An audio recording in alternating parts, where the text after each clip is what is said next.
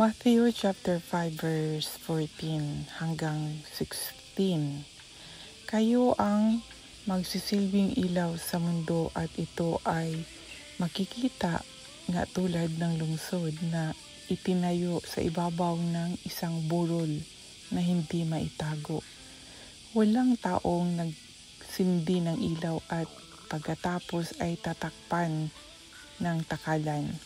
Sa halip, inilalagay ang ilaw sa patungan upang magbigay liwanag sa lahat ng nasa bahay.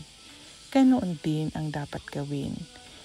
Paliwanagin ninyo ang inyong ilaw sa mga tao upang makita nila ang mabubuting gawa ninyo at pupurihin nila ang inyong sa langit. Yan po mga kapatiran. Tayo ay tinatawag na ilaw, kaya ipakita